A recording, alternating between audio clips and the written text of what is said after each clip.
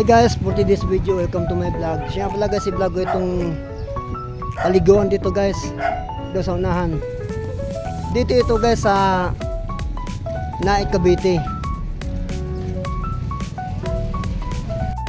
O yan guys, yan yung pangalan ng paliguan dito guys. Ayan o. Ayan. Tapos andyan yung cellphone number nila. Kung sakaling may tatanong kayo rito guys sa paliguan dito, ayan guys ang cellphone number nila. Tawagan nyo lang sila. Tapos halimbawa kung maliligo kayo rito guys sa lugar nito guys, halimbawa may dala kayong sasakyan niya 4 wheels, ito guys ang parkingan nila sa lugar nito. Ayan o. Ayan guys ang parkingan nila dito sa loob ng paliguan dito sa lugar nito. Ayan o.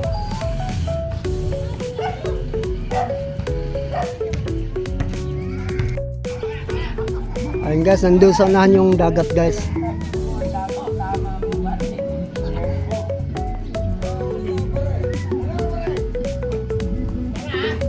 Ayan guys oh. Nandun sa unahan. Andun yung maraming cottage guys.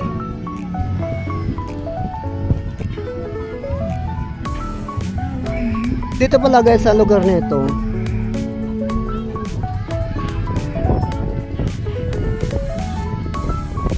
ayan guys ang mga guidelines nila.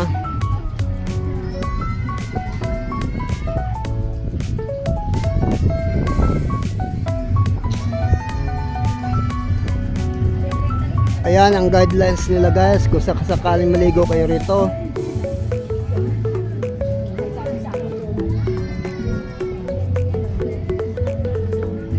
Ayan o.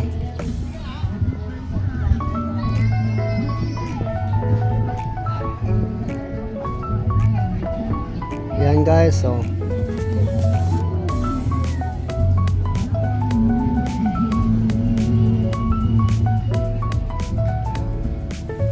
yan. Ayun guys ang mga cottage dito sa lugar nito guys. Yan. Ito yung paligid sa paliguan dito guys, sa baybayin ng dagat.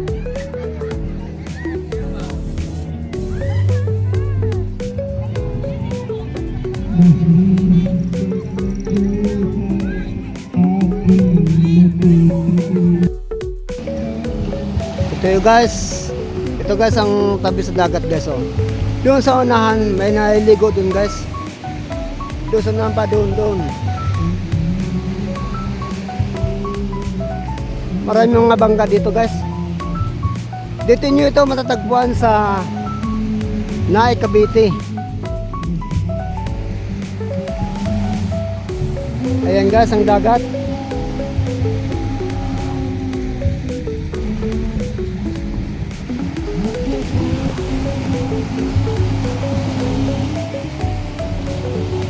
Guys, maraming bangka dito guys oh.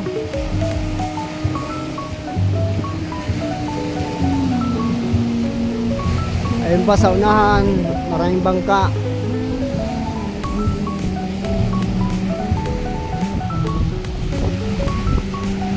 Ayan guys.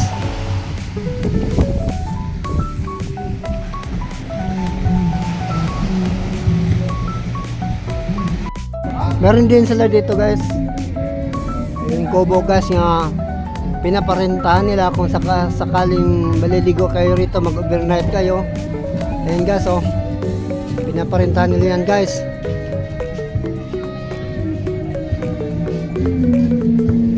Pinaparentahan nila kung sakaling may maliligo rito at mag-overnight sila. Ayan oh.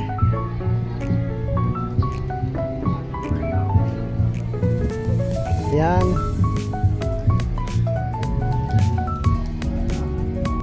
Pinaparentahan nila guys kung sakaling maliligo rito at mag-overnight. Ayan guys, pinaparentahan nila yan guys.